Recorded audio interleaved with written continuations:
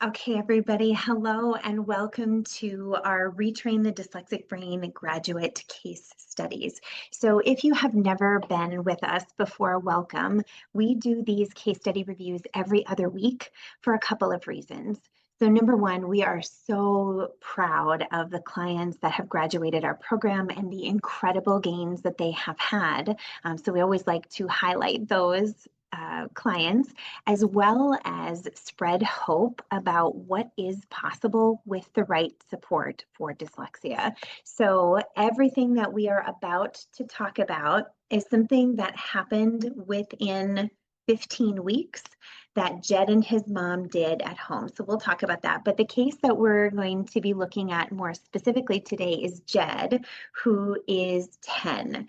So he went from being 74% accurate in phonological awareness to 93% accurate in just 15 weeks.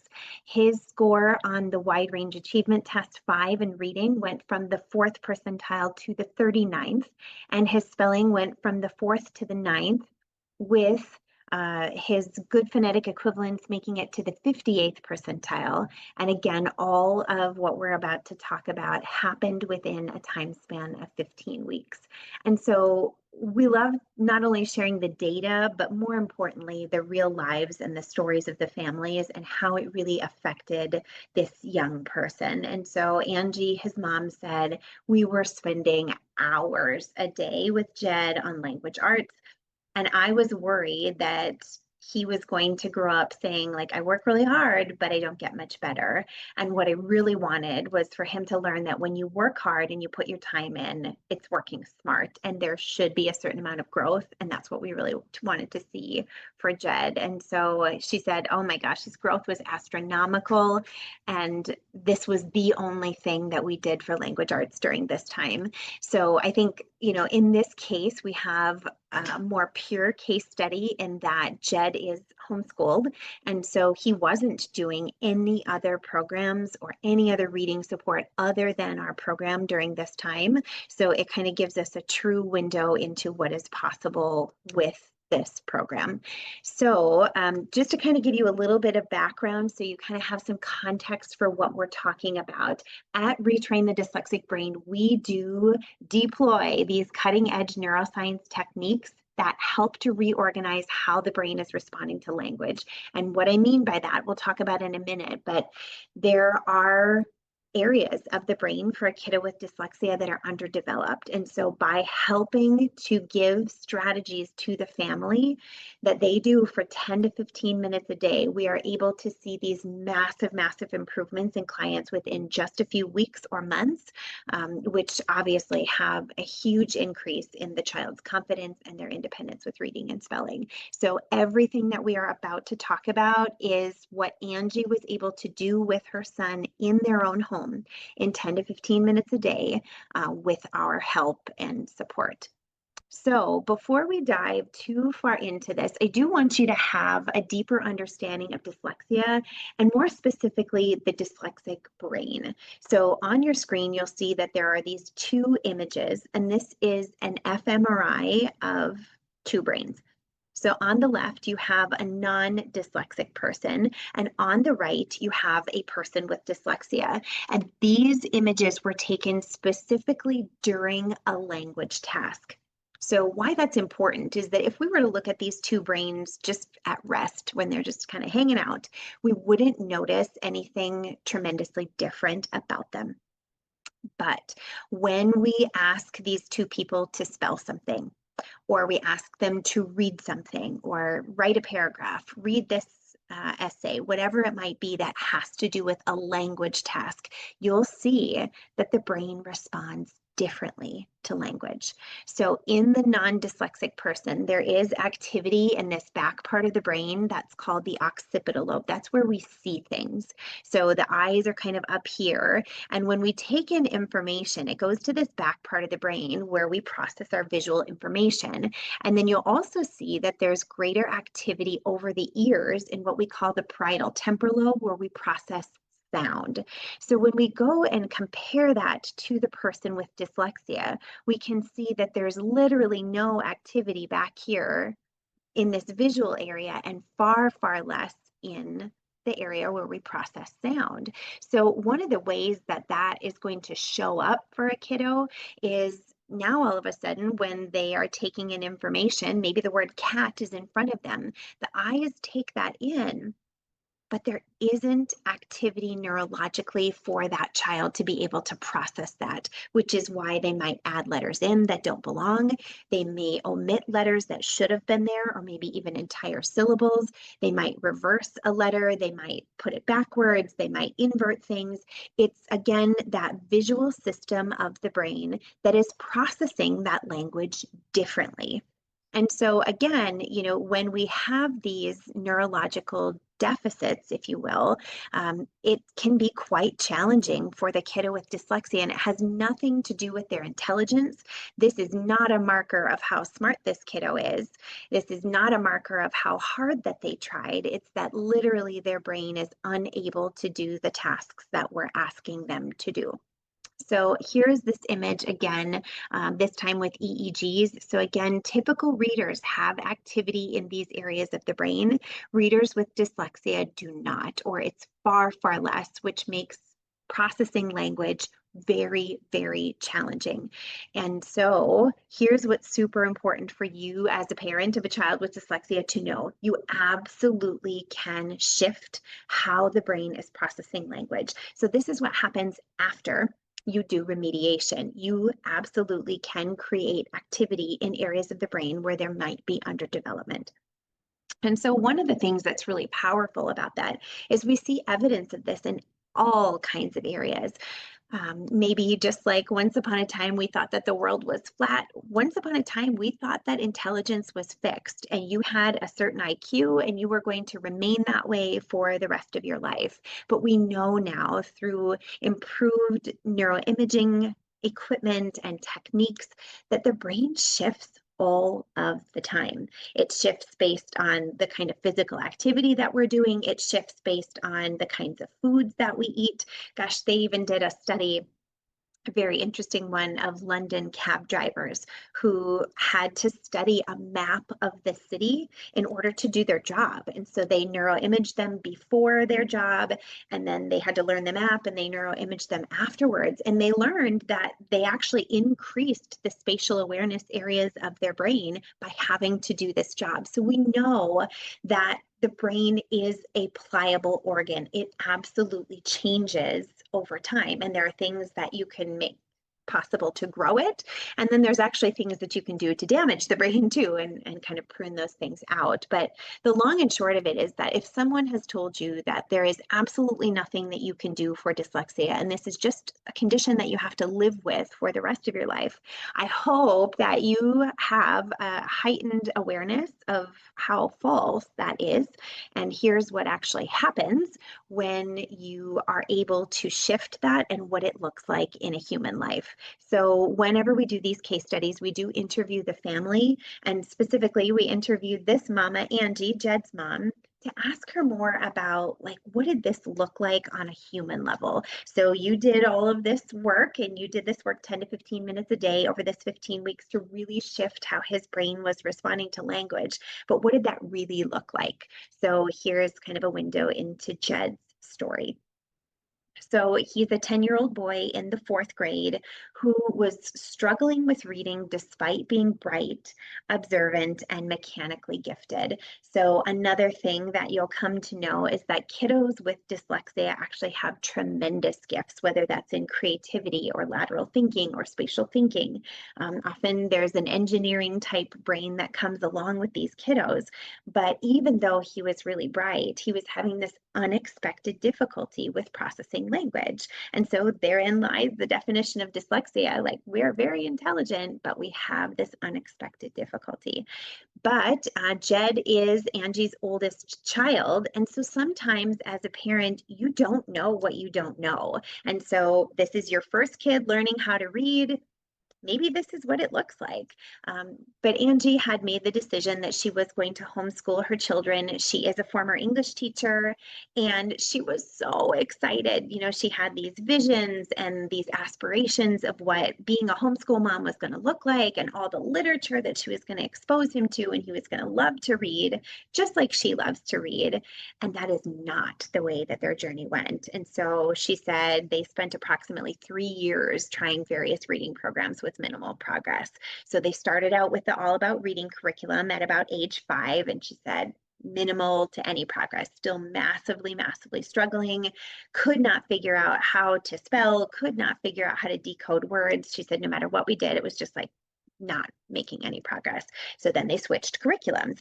So she went over to a Barton curriculum, based on an Orton Gillingham method. And she said the progress was minute despite working an hour a day with him. So she said reading actually became a battle, especially with fluency. Like he would try and try and try. And she said he had such a great attitude. He's such a delight to work with. It's just that he wasn't making any progress. So then she actually made the decision to keep him in the second grade again, hoping that, well, maybe he's just a little developmentally behind, you know, maybe this additional time will help him. She thought, well, if I just do it, you know, if we do it again, or if we do it a little longer, he'll get better, right? Which unfortunately didn't happen. So she does have a daughter that's a year and a half younger than Jed. And the moment where it really became an aha for Angie is when her daughter just kind of picked up reading. She said it was almost like through osmosis. And then to contrast that with Jed, to say we're spending hours a day with Jed, and she is blowing past him and he's still massively struggling. And so she said, one of the challenges for me as a mom is that I want, you know, I'm trying to teach him morals and values, and I wanted him to learn that when you work hard and you put your time in, you benefit from that and there's growth. And so I became worried that, you know, we were already on our 3rd year of him really, really working hard, and there just wasn't this growth. And I was really worried that he was going to give up. So for him to be working this hard and not seeing gains, we needed to change it up. But no one was ever really able to give me a hard plan to tackle this. So Jed was never formally tested for dyslexia, but she said, you definitely know his dad's dyslexic. And so we leaned into conversations about some of the strengths that he had and some of the gifts that his dyslexic brain were able to offer him. But she said, we absolutely needed a plan. What we were doing was just not right to me. And she said, if it would be nice if we were going to spend all this time together learning, that we could work a little bit smarter in this area. There's got to be a better way. So she said, in the summertime, I found your program and I reluctantly approached it. And I think that this is just such an important conversation because she had done her research. She said, this can't be true. Like nobody's ever mentioned that there's a remediation that actually can work at this rate. I feel like I'd researched and I'd talked to so many people and I was ready to just tighten my boots again because she said, as a mom, you can't just give up on your kiddo. But we had this strong pull that everybody needs to learn to communicate and we needed something else. She said, I was never looking for you.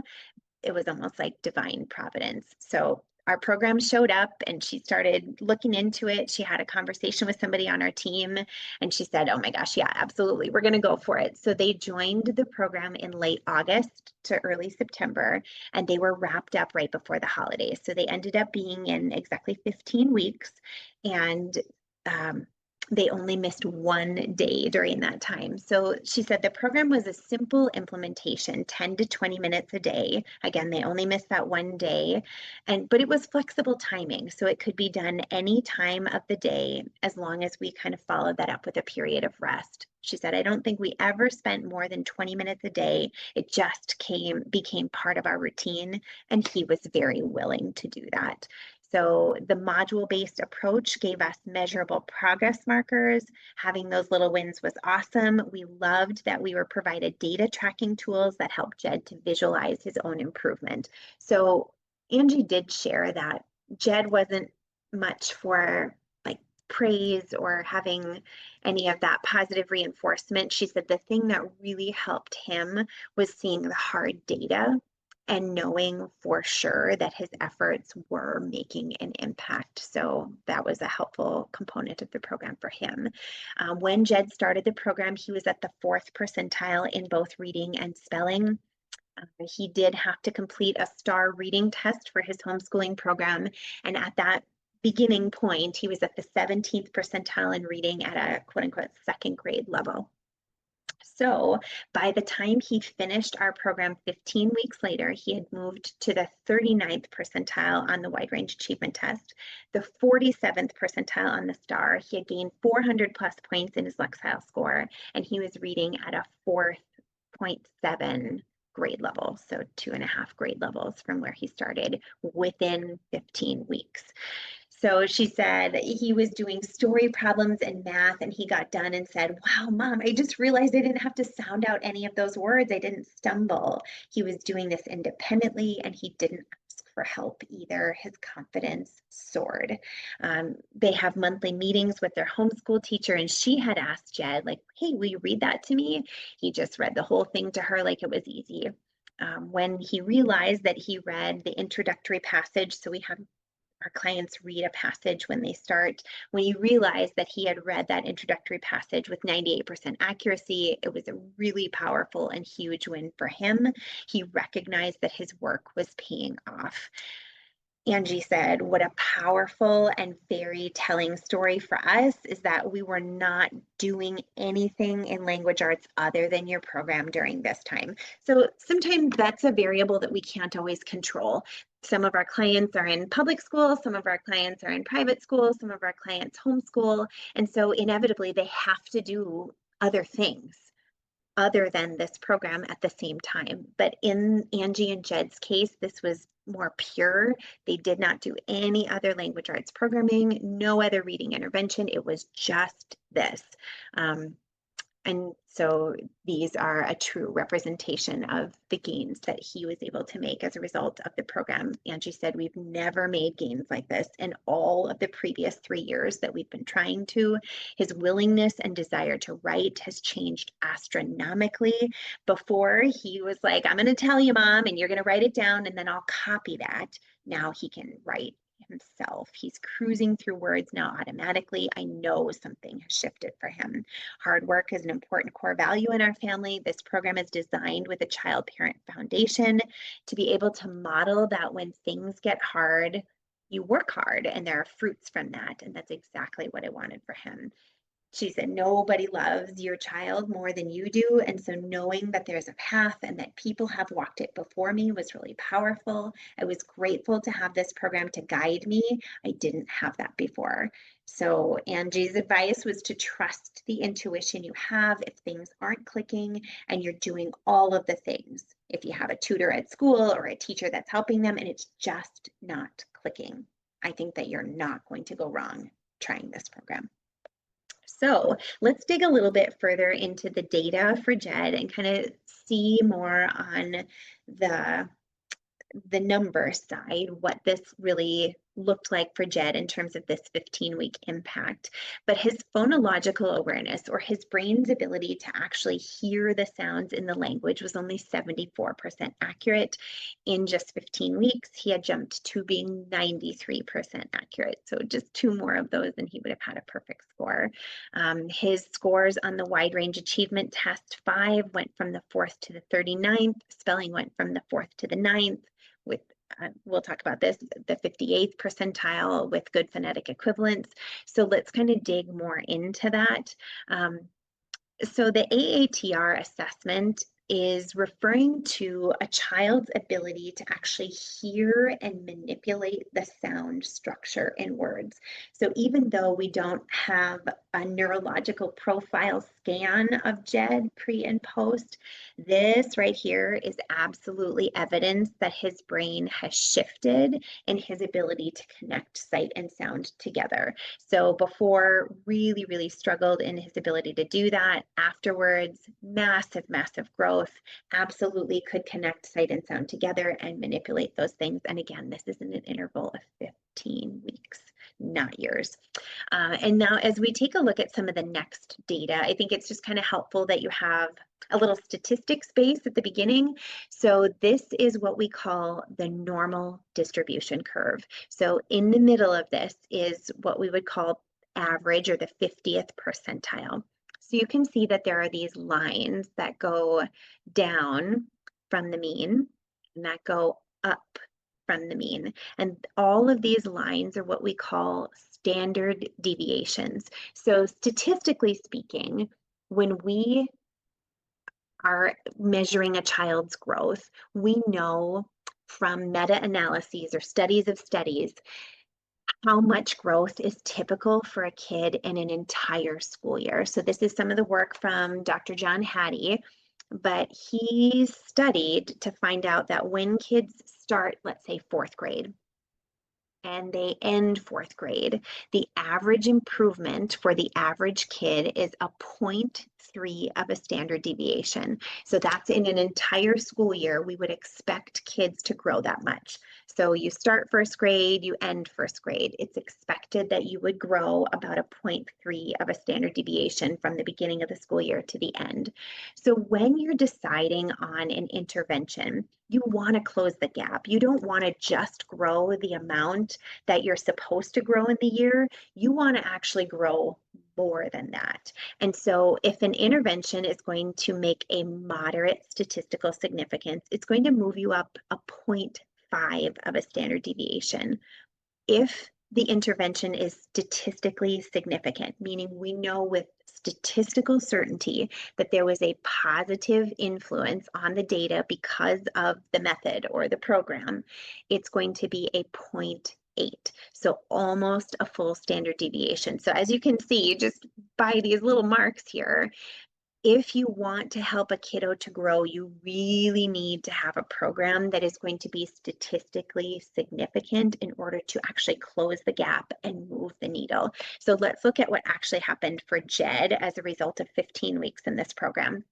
So this is where he started at the 4th percentile in the red. If he would have grown what is typical for a kid in an entire school year, he would have grown from the red to the yellow.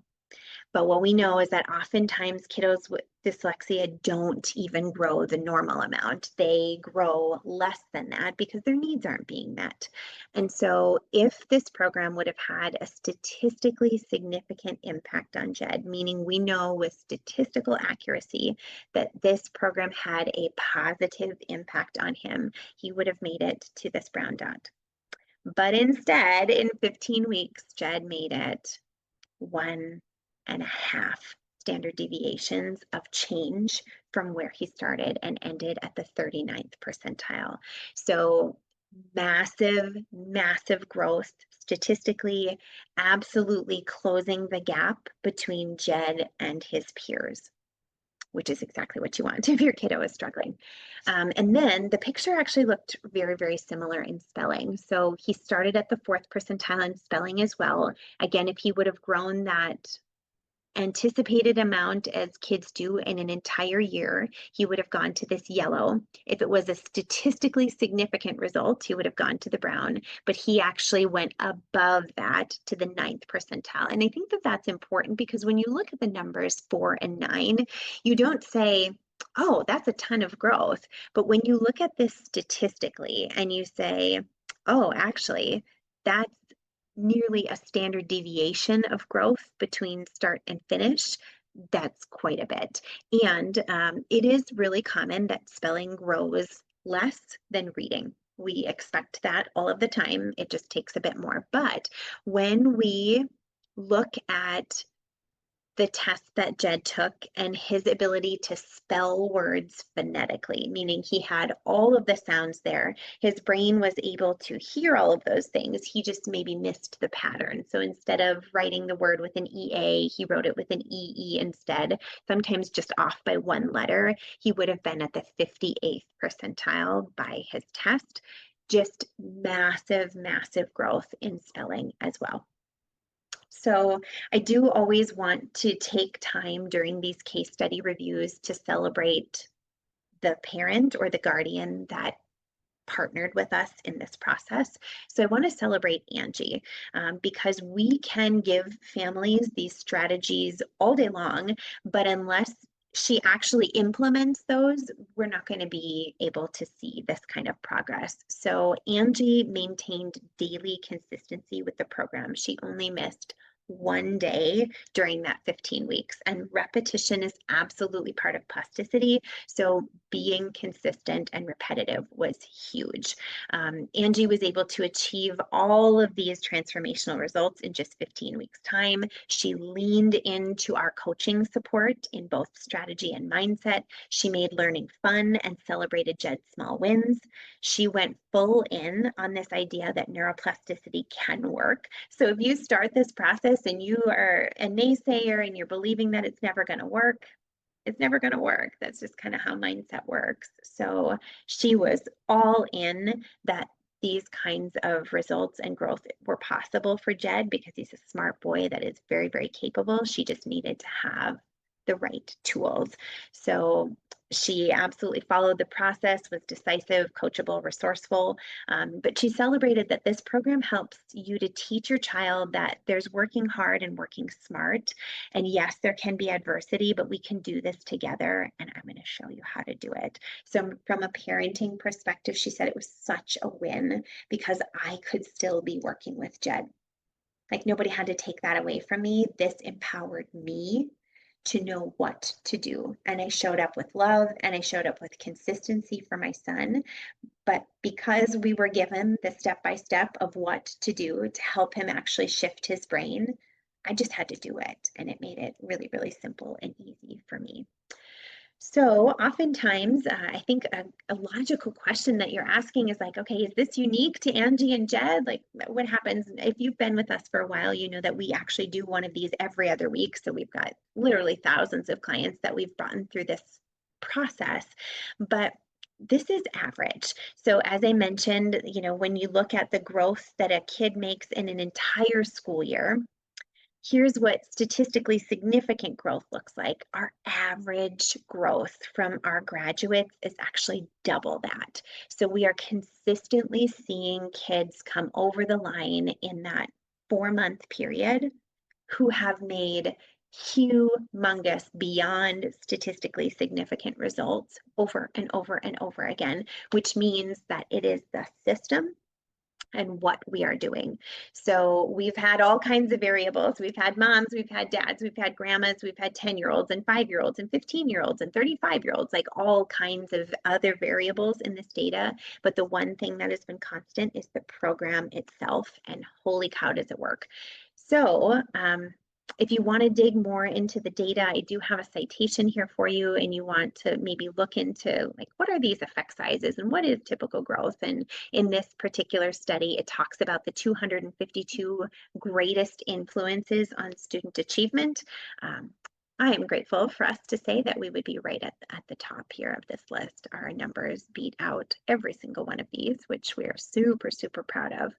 So more importantly than the numbers or like our pride in our client graduates is the reason why it is so, so important to find a program that is going to help close the gap.